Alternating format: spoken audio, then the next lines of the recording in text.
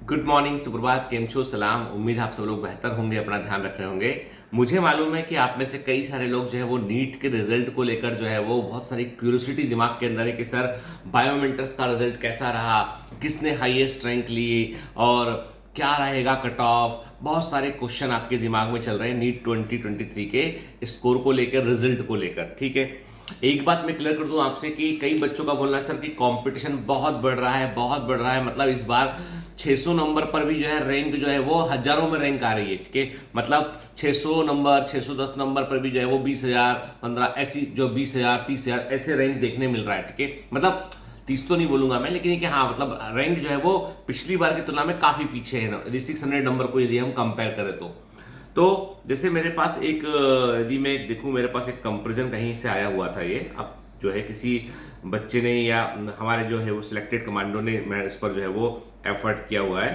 तो मैं बताता हूं आपको। जैसे फॉर एग्जांपल देखें कि 705 नंबर पे 2022 में 33 रैंक था, इस बार 154 रैंक। ठीक है, 700 नंबर में 50 रैंक था, 320 रैंक इस बार। ठीक है, 6 और यदि आप देखोगे 619 नंबर पर इस बार जो है वो 18,000 से ऊपर रैंक है, पिछली बार 13,000 के आसपास रैंक था।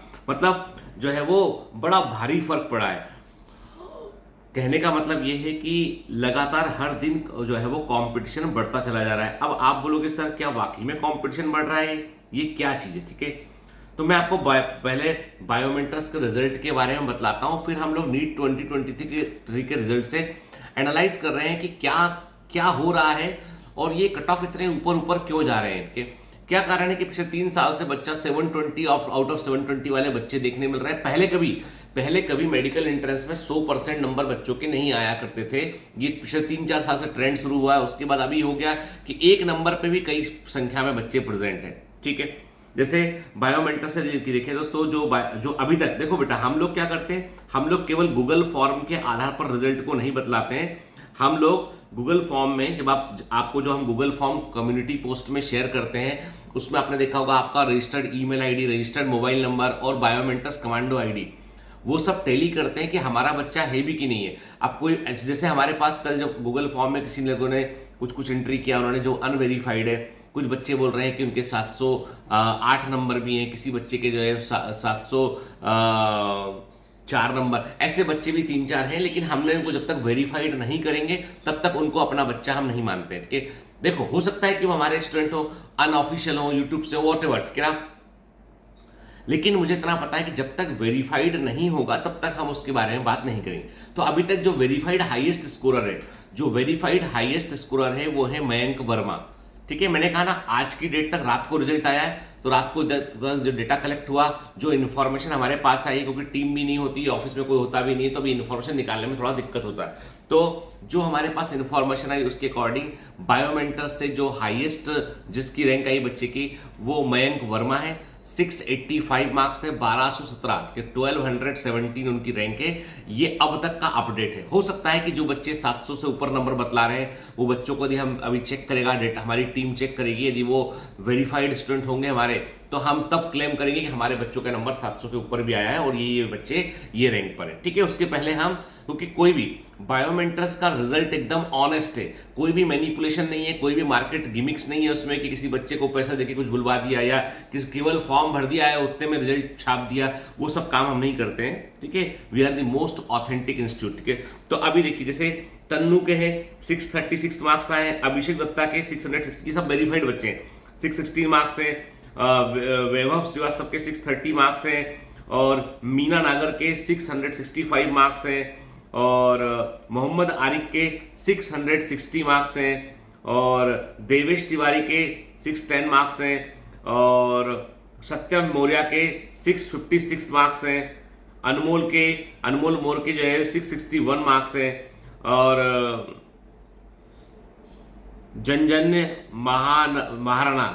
महाराणा के जो है वो 672 मार्क्स हैं और विकास कुमार के 627 मार्क्स हैं, गौरव सिंह के 625 मार्क्स हैं, सबुज के जो है वो 622 मार्क्स हैं, ऋषभ पांडे के 637 मार्क्स हैं, विनायक निखरा के 613 मार्क्स हैं, राम प्रकट वर्मा के 607 मार्क्स हैं, आकाश के 603 मार्क्स हैं, ऋतिक के 602 मार्क्स हैं, और फजल अहमद के 619 मार्क्स हैं, तहसीन जफर के 655 मार्क्स हैं, महस के 607 मार्क्स हैं। ये वो बच्चे जो रात को जिन्होंने भरा और उनका वेरीफाइड है, जो वेरीफाइड बच्चे, ये वो बच्चे के बहुत सारे ने फॉर्म तो काफी कई सौ बच्चों ने भरा हुआ है वो, लेकिन ये कि जब तक वेरीफाइड नहीं होगा तो कुछ भी कहना बायोमेंटर्स के लिए थोड़ा सा नैतिक रूप से सही नहीं है ना। हम चाहे तो छाप सकते हैं जिसके 700, जिसने 708 नंबर डाला, ये भी हमारा रैंक, वो भी हमारा रैंक, पर वो काम हम करते नहीं है। ठीक है, हम लोग बच्चों से ही वेरीफाइड बच्चे बोलते हैं, टीम वेरीफाई करती है। यदि वाकई में डेटाबेस में बच्चा है, पढ़ा है साल भर हमसे, तो हम उसका क्रेडिट लेने के लिए क्या है, बच्चे की परमिशन लेते हैं कि भैया फॉर्म भरते हो, मतलब यू गिव अस परमिशन कि हम आपका नाम ले सकते हैं। अदरवाइज बायोमेंटर्स अपने काम से मतलब रखते हैं, रिजल्ट तो बच्चे का अपना होता है, बच्चा मेहनत करता है, उससे रिजल्ट आता है। ठीक है ना। अब प्रश्न उठता है कि ये कट ऑफ इतने ऊपर ऊपर क्यों जा रहे हैं, नंबर इतने कैसे आ रहे हैं। तो मैं मानता हूं कि एनटीए दो बड़ी ब्लेंडर मिस्टेक कर रहा है। एनटीए या हम कहें हमारी सरकार दो बड़ी ब्लेंडर मिस्टेक कर रही है। पहली ब्लंडर मिस्टेक तो ये है कि पेपर का लेवल यदि आप 2016, 17, 18, 19 से कंपेयर करेंगे, 16, 17, 18, 19 से यदि आप लेवल कंपेयर करेंगे तो पेपर का लेवल जो है वो नीचे गिराया है इन्होंने। ठीक है, और तगड़ा वाला नीचे गिराया है, छोटा मोटा नहीं गिराया है। गिरावट भी जो है वो अच्छे से 60-70% की गिरावट है। ठीक है, 16, 17, 18, 19 का पेपर देखेंगे आप तो आपको लगेगा कि हाँ यार, पेपर का एक जो लेवल होना चाहिए जहां पर कि देखो, अब आप बोलोगे इससे क्या फर्क पड़ता है। इससे फर्क ये पड़ता है कि जो एक नंबर पे बहुत सारे बच्चे जो होते हैं ना, जो एक सीधे से मैंने पूछा माइटोकॉन्ड्रिया के फंक्शन बताइए, अब वो तो हर बच्चा बता रहा है। ठीक है, तो वहां पे कंपटीशन नहीं रह गया, वहां पे सिर्फ आपका पढ़ा हुआ नॉलेज रह गया। ठीक है, कंपटीशन के लिए आपके जैसे यूपीएससी एग्जाम होता है, यूपीएससी में जो बच्चा टॉप करता है वो भी 55-60% लेता है। यूपीएससी में जो फर्स्ट रैंकर होता है उसके भी 60% आगे हो तो बहुत बड़ी बात है, 60% आगे हो तो बहुत बड़ी बात है। पेपर का ले, ऐसा नहीं कि बहुत कठिन पेपर था, पेपर का एक स्टैंडर्ड बना के रखा है, वही एनसीईआरटी से बढ़िया पेपर बन सकता है। जैसे 2022 का में भी अच्छा स्कोर किया बच्चों ने, लेकिन पेपर बहुत बढ़िया लेवल पे बायोलॉजी के अंदर सेट था वो। ठीक है, इस बार केमिस्ट्री का पेपर थोड़ा सा जो है उन्होंने ट्रिकी बनाया, लेकिन फिजिक्स की बायोलॉजी एकदम लड्डू जैसा था। ठीक है, तो पॉइंट ये है कि क्या होता है कि आसान पेपर में आप कॉम्पिटिटिव स्किल को सही से जज नहीं कर पाते। ठीक है, आपको लगता है कि ये तो इतना स्कोर कर लेंगे। जैसे इस समय 10th क्लास में हर किसी बच्चे के 90% से ऊपर आ रहे हैं, हर किसी के। तो जो कॉलेज का कट ऑफ जा रहा है ना, जो जो जो, जो यूनिवर्सिटी कॉलेज के कट ऑफ जा रहे हैं, वो रहे हैं कि 98% पे भैया एडमिशन बंद हो गया। कहां पर? यूनिवर्सिटी के अंदर आप जाओगे तो 98% पर एडमिशन जो है वो बंद हो गया। ठीक है, ऐसी खबरें सुनने आती है। तो मेरा मानना, मैं बहुत साल से एजुकेटर हूं, मैं बहुत साल से इस फील्ड में हूं, तो मैं बोलता हूं पेपर का लेवल ठीक करना पड़ेगा। सेकेंड ये है कि dependency on a particular book. जैसे मेरा बेटा आईसीएसई बोर्ड में है, आदित्य आईसीएसई बोर्ड में, and the syllabus of ICSE board is quite vast and very very deep. बहुत बढ़िया सिलेबस है आईसीएसई बोर्ड का। आईबी बोर्ड देखो तो वो और अच्छे लेवल पे है। ठीक है, तो अब क्या आईसीएसई बोर्ड वाले बच्चे को मजबूरी उसकी ये है कि उसको एनसीईआरटी की 3 किताबें पढ़नी है, लाइन टू लाइन पढ़नी है। ठीक है, समस्या ये है कि आपने एग्जाम को एक बुक पर डिपेंडेंट कर दिया है, आपने उसके लिए स्कोप जो है बांध दिए पूरे उसके, और उससे क्या हो रहा है, उससे जो है बच्चों का एक मौलिक सोच जो होता है, जो एक नेचुरल डेवलपमेंट होता है टैलेंट का, वो रुक गया, हॉल्ट हो गया है। आज ये बातें बच्चों को समझ में नहीं आती हैं, पर मैं कह रहा हूं कि आज के 3 साल 5 साल बाद ये बातें लोगों को समझ में आई कि यार कि कहीं कुछ मिस हुआ है, और ये बहुत बड़ी मिस फायरिंग है। ये हम लोगों ने कभी नहीं देखा था। मतलब मैं 96 बैच में मैं सिलेक्ट हुआ था, हम लोग जो है वो तमाम तरह की बुक्स को पढ़कर नॉलेज को, तो हमारे समय भी एनसीईआरटी चला करती थी। उसके बाद जो है वो मैंने बहुत साल तक पढ़ाया हुआ है मैंने, तो मुझे मालूम था कि बच्चों के पास में एक ओपन एंड होता था, जहां पर बच्चे जो, और वो बढ़िया, मतलब ऐसा नहीं कि कोई उठपटांग क्वेश्चन पूछते थे, अच्छे लेवल के क्वेश्चन पूछते थे बच्चे, अच्छा सोच के, और तो उससे एक मौलिक सोच का डेवलपमेंट होता था कि भाई हमको ब्लाइंड जो है वो मतलब एक होता ना, एक शिरा होता है कि जहां पे हम नॉलेज को एक्सटेंड कर सकते हैं। जैसे कल मैंने अपने बड़े बेटे को ऐसी बात चली नीट की, तो मैंने उसको बोला कि अच्छा एक काम करो, तुम नीट के लायक तुम हो भी कि नहीं अपन चेक करते हैं। तो मैंने उसको कल है ना कोई भी एक डीपीएस रैंडम खोल के दिया उसको मैंने अपने ऐप में कि भाई ये डीपीएस लगाओ, फिजिक्स का, केमिस्ट्री का, बायोलॉजी का, जबकि वो 10th क्लास में आईसीएसई का स्टूडेंट है। उसने वो लगाना शुरू किया। He scored 60% marks in physics, 70% in biology, 65% in chemistry, without any lecture, कोई नहीं देखा, कुछ नहीं किया। एंड उसे एंथैल्पी पता, उसे एंट्रोपी पता, उसे थर्मोडायनामिक्स के प्रिंसिपल पता, उसे यूनिट्स एंड मेजरमेंट के कॉन्सेप्ट पता, उसको जो है वो बायोलॉजी में सेल वाला कॉन्सेप्ट पूरे पता उसको, तो इसका मतलब ये है कि वो अब लेकिन वही मैं कहता हूँ कि जो मौलिक सोच है ना उस पर असर डाल रहा है एग्जाम, ठीक है, धीमे धीमे। अब आप बोल सकते आप एजुकेटर के पॉइंट ऑफ व्यू से आप सही हो सकते हो, लेकिन स्टूडेंट के पॉइंट ऑफ व्यू से आप गलत बोल रहे हो। हमको तो बढ़िया हो गया ना, हमको एक किताब मिल गई, बस वही किताब से सब कुछ आएगा। तुम सोचो कि मैं वही बोल रहा हूं आपसे कि 700 पे 2 बच्चे 3 बच्चे 2 बच्चे, चलो ठीक है, कभी 3 बच्चे भी आए हुए हैं, 700 नंबर पर रैंक बहुत पीछे, 620। तो ऐसे नंबरों का फायदा क्या है कि 620 नंबर पे भरा पड़ा है, 600 नंबर पे भरे पड़े बच्चे, एक ही नंबर पे है। अब किसके आधार पर सिलेक्शन हो रहा है, किसकी उम्र ज्यादा, किसके बायोलॉजी में स्कोर ज्यादा, किसका ऐसा ज्यादा, किसका स्टेट कौन सा। वही 600 नंबर पे कहीं मेडिकल कॉलेज मिलेगा, कहीं नहीं मिलेगा। कहीं बच्चे को मजबूरी में BAMS करना पड़ेगा, BDS करना पड़ेगा, कहीं बच्चे को MBBS मिल जाएगा अच्छे कॉलेज में उसके स्टेट में। तो स्टेट का डिफरेंस है। जब आप यूनिफाइड एग्जाम करें तो आप यूनिफाइड सीटें कर दीजिए। मतलब मैं बिल्कुल ब्लंट बोल रहा हूं, मतलब मैं देख रहा हूं कि ये जो जैसे खेल में जब आप होते हैं ना तो आप समझ नहीं पाते कि क्या चल रहा है, लेकिन जो बाहर से खेल देख रहा होता है ना उसे समझ में आ रहा है कि कुछ गलत हो रहा है इसके अंदर। But I personally feel that कि एक जमाने में सब CBSE PMT हुआ करता था, एम्स का एग्जाम हुआ करता था, स्टेट PMT हुआ करता था ना, तो सिस्टम में मल्टीपल चांसेस थे और मल्टीपल एंट्री पॉइंट्स थे और सीटें हालांकि कम थी, लेकिन तब भी जो है वो एग्जाम की गरिमा बची हुई थी। आज हम सिर्फ रैंक और नंबर देख रहे हैं, एग्जाम की गरिमा और एग्जाम का जो स्टेटस है वो कहीं ना कहीं डिमिनिश हो रहा है। वो बच्चे इतने डिप्रेस हो रहे हैं। बच्चे बोले कल मुझे कहीं कि सर 600 नंबर पे भी ये हालत है, अब क्या एग्जाम देंगे, क्या होगा, अब क्या 720 लाना पड़े। किसी बच्चे ने लिखा कि सर अब तो बस यही देखना रह गया कि कट ऑफ 720 पे पूरे बच्चे 720 पे, यही कट ऑफ रह गया।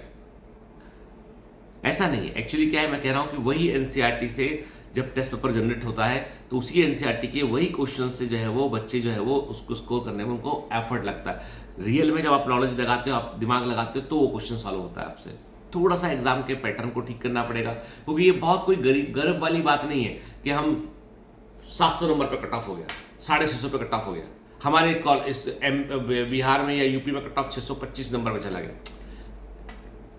मतलब somehow it is very very injustice to so many student कि ना, मतलब मुझे कभी भी, आपको तो आज तक लाइफ में कभी भी मैं रिजल्ट को बहुत सेलिब्रेट नहीं कर पाया हूं।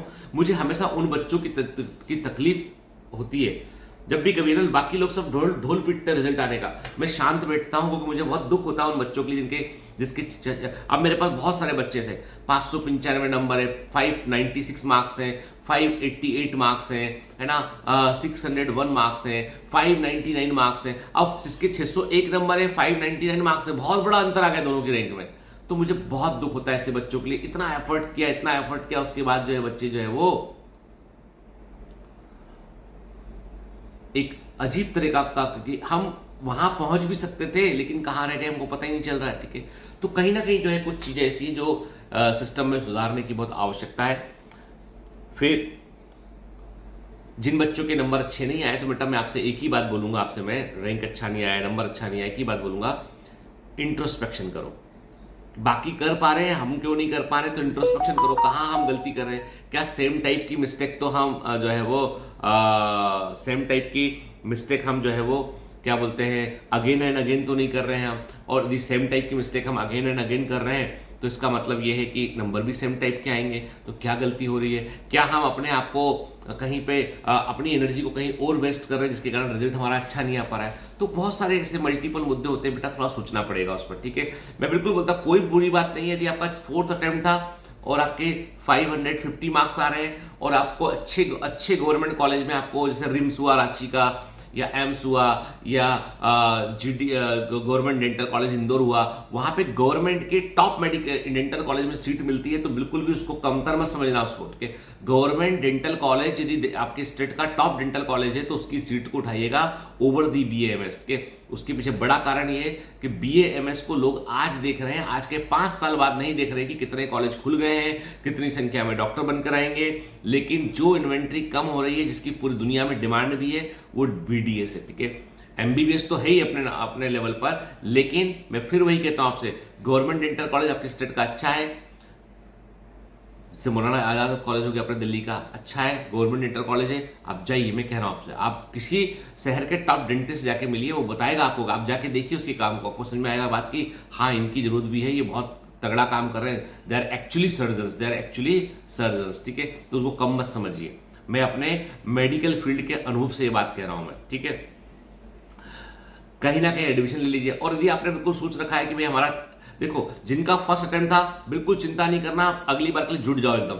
सेकंड अटेम्प्ट था, जुट जाओ अगली बार के लिए। थर्ड अटेम्प्ट था लेकिन स्कोर जो है 550 के ऊपर आ रहा है, एक बार और दे दो। लेकिन फोर्थ अटेम्प्ट में 550 स्कोर आ रहा है तो बेटा सोचना पड़ेगा इस बार, ठीक है। क्योंकि लगातार अटेम्प्ट देते रहना जो है कोई बुद्धिमानी नहीं है। यदि हमारा स्कोर कम हो रहा है, बढ़ नहीं रहा है स्कोर हमारा, तो आपको कहीं ना कहीं जाना चाहिए। और रही बात कि फोकस बैच के एडमिशन की, तो फोकस बैच का एडमिशन अब जो है 15 जून है, तो आपका जो है 15 जून के बाद में टारगेट बैच में एडमिशन नहीं होगा। फोकस बैच का एडमिशन हम लोग 19 जून से ओपन करें, 19 जून से फोकस बैच का एडमिशन ओपन होगा। और क्लासेस की जो है 10 जुलाई से लगना शुरू होगी। पहले 16 जुलाई था, अब जो है 10 जुलाई से इसकी प्रॉपर क्लासेस लगना शुरू हो जाएगी। बल्कि जुलाई के फर्स्ट वीक में जो है वो बेसिक मैथमेटिक्स की क्लासेस चलेंगी। तो फोकस बैच इस बार थोड़ा सा एक वीक पहले लॉन्च करें ताकि सिलेबस को टाइम पे पूरा कर पाए हम लोग, ठीक है बेटा।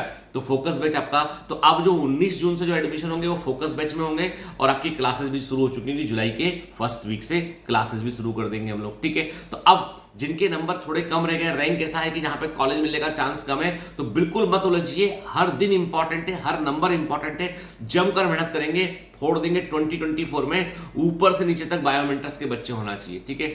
इस बार मैंने पहले भी कहा कि इस बार बहुत टर्बुलेंस रहा कि बच्चे, बहुत सारे बच्चे ऑफलाइन में ही भागे, डिस्टर्ब भी रहे बच्चे।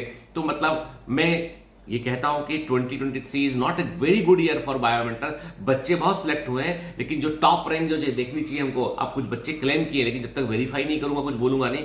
वहां पे जो वेरीफाइड बच्चे की टॉप रैंक है वो 685 मार्क्स पे आ रहा है, ठीक है।